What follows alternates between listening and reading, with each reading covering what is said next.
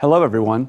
I'm thrilled to welcome you to our 4th annual Data Integrity Summit, Trust 23.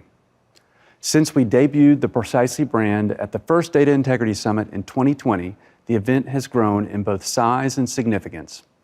We're delighted to bring together thousands of data leaders and practitioners, as well as tech partners and industry experts, to reflect on the state of data and get ready for what's coming next. For me, as Precisely CEO, it's a time to reflect on our journey and the role we play in helping companies achieve data integrity, especially in turbulent times. I came across this quote that I think describes the current environment and the risks and opportunities that exist today. The world is experiencing a level of disruption and business risk not seen in generations. Some companies freeze and fail, while others innovate, advance, and even thrive. I think I can speak for all of us when I say I want to be on the side of innovation and advancement, both for our company's success and our own professional growth. No one can deny that the last couple of years have been an absolute whirlwind. I'm going to take a few minutes to reflect on the sheer magnitude of the changes we've experienced, the business impacts, and some of the responses we've seen in the market to innovate, advance, and thrive. First and foremost, we all know the pandemic created a seismic shift that impacted virtually every part of daily life for a protracted period of time. As businesses, we pivoted to a remote workforce where possible, connecting everyone via technology and reducing physical office footprints. It wasn't enough to just be connected. We put more focus on employee health, safety, and engagement than ever before to retain employees during difficult times. Despite those efforts, a variety of factors, mostly around working conditions, personal priorities, and tight labor markets, led to the Great Resignation. In fact, the quit rate reached a 20-year high in the U.S. in November of 2021. Being at home and online also accelerated digital transformation, with e-commerce sales increasing by 43% in 2020. And 75% of consumers reported they changed their buying behavior patterns for good. The digital boom has also raised the stakes for both cybersecurity and data privacy. Data theft, leaks, and breaches will cost companies $8 trillion in 2023. And we are seeing increased regulatory and consumer scrutiny on how companies manage personal data. A survey by Prosper Insight and Analytics showed that 64.5% of consumers would like to see legislation that prevents companies from selling their personal data. ESG and corporate social responsibility have become core operating tenets for enterprises as they embrace their responsibility around environmental and social causes and provide greater transparency in how they do business along those lines. In fact, more than 90% of S&P 500 companies now publish ESG reports. In addition, unprecedented geopolitical instability has also created sustained global economic uncertainty. From Brexit and U.S.-China trade tensions to the war in Ukraine, the World Uncertainty Index is at an all-time high. We saw a significant spike in demand for goods and services emerging from the pandemic. That led to increased inflation. That caused the Federal Reserve Bank and banks around the world to dramatically raise interest rates, resulting in the most rapid succession of interest rate increases in 40 years. The rapid rise in interest rates created unintended consequences, and in particular impaired the value of loan portfolios that led to the failure of Silicon Valley Bank and the merger of Credit Suisse. I can tell you, as a CEO of a large global organization, it has been a true challenge to navigate this set of forces over the last several years. This whirlwind of macroeconomic forces has caused enterprises to constantly reevaluate planned investments and potential return scenarios over the past few years, as they have grappled with one shock after another, including unpredictable consumer demand, supply chain disruption, accelerating sources of competition, increased cyber risk, increased investments in data privacy and ESG, talent shortage, and skill gaps in key areas and industries. To survive and grow, businesses need to improve their agility to operate in these environments, and they're looking to technology to help them respond to these impacts. The most common initiatives businesses are investing in to be more agile include digital transformation, cloud adoption, advanced analytics and predictive modeling, privacy and security, distributed workforce management, artificial intelligence and machine learning-based automation, and supply chain resilience. Regardless of which, if not all of these technologies your organization is embracing, they will require high-integrity data to be successful. We recently surveyed data leaders in partnership with Drexel University's LeBow College of Business. Our colleagues from LeBow's Center of Business Analytics will be joining us next to talk about key findings from this report.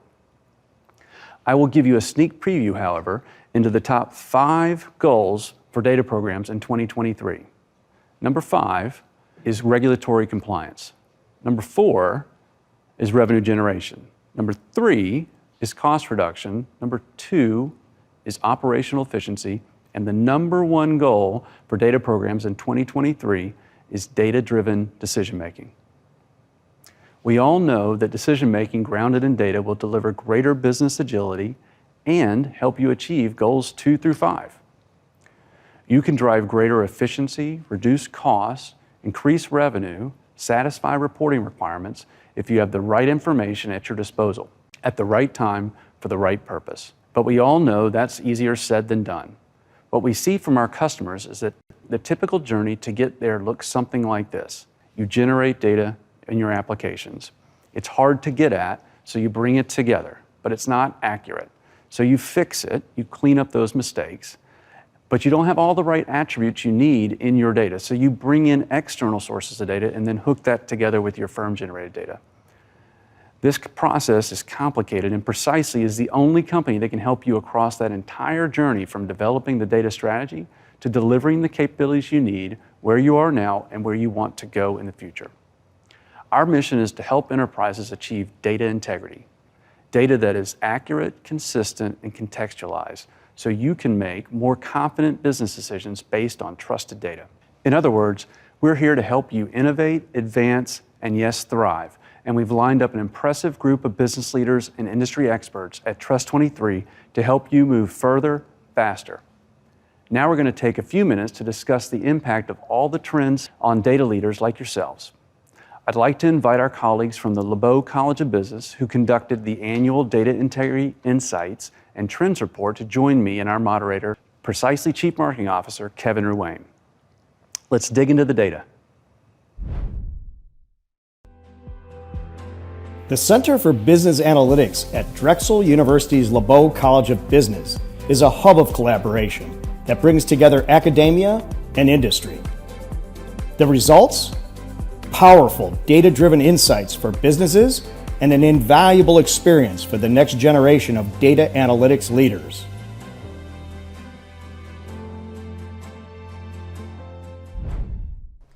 Hello, everyone. It's great to be here with you at Trust 23. And I'm particularly excited about our next segment. We're going to highlight new research conducted in partnership with the Center for Business Analytics at Drexel University's LeBow College of Business. Together, we surveyed more than 450 data leaders from around the world about their data programs and priorities for 2023. It's been a tremendous honor to once again work with the LeBow team. They are just as passionate as we are about data integrity and achieving trusted data for confident decisions. Now let's meet our panelists and discuss the key findings of this year's research report. First, I'd like to welcome Murugan Anandarajan, Professor of Decision Sciences and the Senior Associate Dean for Academic Programs. Murugan also serves as the Academic Director for the Center for Business Analytics, where he works to develop innovative approaches to business analytics research and curricula. Thank you, Kevin. Excited to be here. Next, I'd like to introduce Diana Jones, the Executive Director of the Center for Business Analytics. Diana connects companies with faculty and students to engage in research, data-driven projects, and experiences that prepare students for future analytics roles. It's a pleasure to be here, Kevin. We're looking forward to sharing the results. And fresh off his keynote, we're thrilled to be rejoined by Precisely CEO Josh Rogers. As many of our customers in the audience know, Josh is passionate about their success and the many ways that Precisely can put its data integrity capabilities and expertise to work to deliver value. What you may not know is that Josh dedicates a meaningful portion of his time to connecting early in career talent with new opportunities for development and growth in business. Great to have you on the panel, Josh. Thanks, Kevin. So let's get started. In Josh's keynote, we heard about some of the powerful macro forces that are creating significant challenges for enterprises of all sizes across all industries. Murugan, I'm curious, what business needs or challenges are impacting data leaders the most today? So the results showed us that over 77% of the organizations who responded to this survey named data-driven decision-making as their top goal. And not only that, they also showed that they wanted to make faster decisions. And what we found was the way they achieved this was through advanced analytics, tools to break down the data silos, and improve data quality. There were three underlying characteristics of these organizations. Number one is they had a data strategy in place. Number two, they had a data governance program. And number three, they rated their data quality as high. Diana? Well, Kevin, we found that the gap in talent and skills was prevalent across survey results. We saw that two of the top challenges facing the success of organizations' data programs were data literacy and shortage of skills. As you can imagine, that kind of gap in talent has adverse effects across organizations. In fact, more than half of the organizations that we surveyed said that a lack of skills and staff prevent them from achieving the high-quality data that they need. So 48% also say that their data integration projects are impacted by lack of expertise. So we see these effects as pretty prevalent across all results. Josh? Yeah, we see a couple things with customers. I'll pick, kind of two ends of the spectrum. One is just the data strategy and where to start and how to craft that. Because you're trying to make those decisions in the context of real projects that are trying to get delivered, and so getting that off the ground, getting buy-in to that's a complicated approach. And we work with customers through our strategic services team to kind of help them understand how to craft that strategy in the context of business outcomes they're looking for, as well as how to kind of articulate that strategy to a broader team.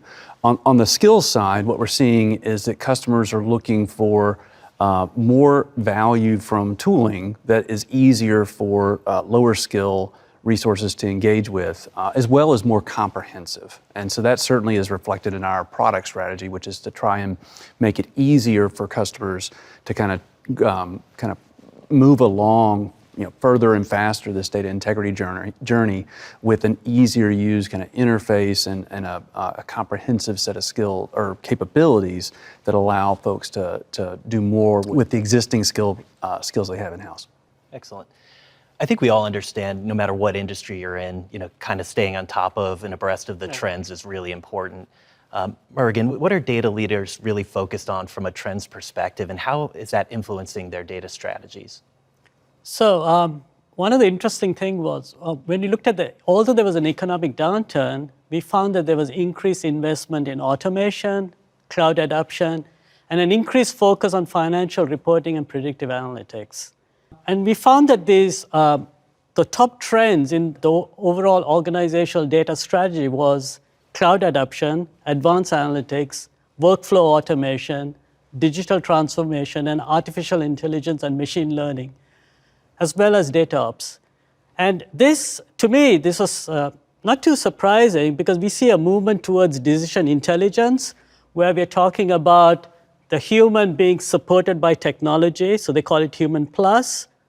So where organizations can make more automated decisions or augment their decisions using humans and technology. So those were the trends that I noticed within the data. What trends are you looking at, Diana? Yeah, another trend that we're seeing is that companies are investing in digital transformation and automation to help them reduce costs and also maximize their existing resources. Are these the same trends, Josh, you're seeing in the market? We certainly see those trends. I mean, we see it in a couple of ways. One is that this notion of AI and automation, which is a real demand driver, frankly, for data integrity, right? That for those initiatives to be successful, those technologies to produce the business outcomes you're looking for, it just raises the stakes. You have to have high integrity data. So that's a key kind of demand that we see from customers. The second is in our products, we actually are using some of those capabilities, AI-based capabilities, to help data practitioners be able to more quickly or more easily, create and manage rules from a data quality perspective. And so we certainly see those trends, and it's something that I think we're living through a very exciting time. I think businesses, as I said in my keynote, require this high level of agility to react to kind of changing macroeconomic environments. But they also want to be they want to be agile, but they want to do that in a decision-driven way or data-driven way. And so we've never seen this focus on data strategy and data kind of based decisioning. It's never been higher, and so it's a great opportunity for us to engage with customers. Now, this is the second time that LeBow and Precisely have teamed up for a study. Previously, we did it around data governance, broadening it this time to focus more broadly on data integrity. I think my favorite thing is you just never quite know what the results are going to show. Diana, what surprised you the most? Well, as we know, data quality was cited as the #1 challenge and the #1 priority across organizations, which really isn't surprising. But what was surprising to see was just how pervasive data quality is across the study, from human capital to foundational assets, affecting things like executive support for data programs and also the infrastructure required to run those programs. Yeah, I mean, we certainly see that theme, and I'd say a couple of trends we've seen is one is let's say the definition of data quality has grown a bit, which is not only is it correct and accurate, but is it well governed? Can I trust this data because it is governed? And then kind of this measurement over time, right? Just because you fix something one day doesn't mean it's going to stay fixed. It can change, and so this notion of observability. So I think it's really about how do you build a system that is always on, that's always scanning that data kind of across the environment and allowing the business to engage with that data to constantly improve it. And it's a more sophisticated view than what we would have seen 10 years ago. But when you look at the complexity of data and the amount of data that customers are ingesting and wanting to analyze, it's clearly required. Morgan, I know that nothing really surprises you, but there had to be something in the report. What stood out? Well, I was surprised to see the amount of times location-related data and spatial analytics was mentioned. For example, 76% of the respondents reported that their reliance on accurate location data for decision-making.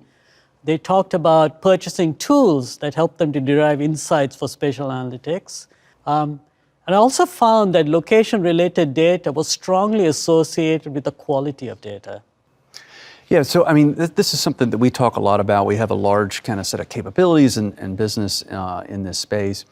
And it comes down to this element of context. I mean, we certainly have capabilities to help people build maps. But what we see in the more sophisticated users is they're using spatial analytics capabilities to do additional calculations to add additional attributes to an entity, whether that's a product or a consumer. And so what we see is that context really helps you understand this entity better and make sure that it is correct. And you have the benefit of being able to kind of compare and do that off of a thing like an address that has a known location and build these attributes in a very confident way to give you more context and more accuracy. And so I think it's a really powerful tool that we see customers adopting more and more across a wide variety of industries and a wide variety of use cases. In such a rapidly changing dynamic environment like the one we're in, it seems like probably for many members of our audience, they're kind of focused on what's around the corner and what's coming next. Morgan, did you pick up on any signals in the research? Is there anything that you're going to be keeping a particular close eye on as we go forward here? Yeah, I think what I found was more and more companies are looking at ways to enrich their data with third-party information, because just having your internal data is not sufficient in this complex world. So one of the top priorities was to enlarge or to increase the data enrichment. And also, I found the number of data integration projects. The companies found it difficult to integrate various data formats. I also found that organizations were moving from being passive observers to more active users now. Yeah. What signals did you pick up on, Diana? What are you going to be keeping a watch out for? Well, something else to watch relates to the challenges facing the success of organizations' data programs, where we found that 45% struggle with effective data management tools. Another finding from the survey shows that companies struggle with viewing their data from a holistic approach, so managing their data assets in a way that really connects to the business objectives. As educators at Drexel LeBow, this really resonates with us, and this type of insight validates our approach to preparing analytics leaders, where We're training them to take this integrated approach that really couples the data management piece with the critical thinking components for this more comprehensive view and ultimately better view of decision making. So as organizations are working to achieve this holistic view and harness the power of their own data, it is our job to prepare the next generations of practitioners to help companies get to where they need to be. Yeah. Josh, what do you see next, kind of looking ahead in the market? Yeah, I mean, I pick up on a couple of points. On the enrichment side, we see a huge demand for the ability for organizations to easily add additional attributes through acquiring data products, and that is a hard problem to solve. If I have 100 million customers and I want to add a dozen attributes to that data set, I've got to procure those data sets. I've got to figure out how do I connect at the right level. There's no universal key to do that necessarily, and so it's a big kind of thorny problem, and we are working closely with customers to make that easier and allow our software to not only be able to help do that integration, but our data products to have some of these kind of universal keys that can link these things up. And it's a hard problem to solve, but I think we're making progress. And then on the data leader side, I think just the engagement between business and data and data leaders is so important. And I think that's where this notion of governance is very much headed, right? It's certainly there is an element of governance around, I call it the defensive kind of use of governance, which is I want to be in compliance with various regulations, and that is hard because they are changing. But there is the kind of the offensive use, which is I want my data to be used by the business, and so for that, business users have to be able to access it. They have to understand what's available. They have to know if they can trust it, and that's where a very robust kind of data governance program, when it's firing on all cylinders, enables that kind of data-driven decision by getting the business engaged with the data assets. This has been a great discussion. Clearly, data leaders are being called upon more than ever to deliver trusted data for confident business decisions. And they're doing so, in many cases, under really challenging circumstances. Thank you, Murugan, Diana, and Josh, for your time and insights. Expect to see the full LeBow and Precisely data integrity research released to market in early June. We're going to make sure it's made available to all of our Trust 23 participants.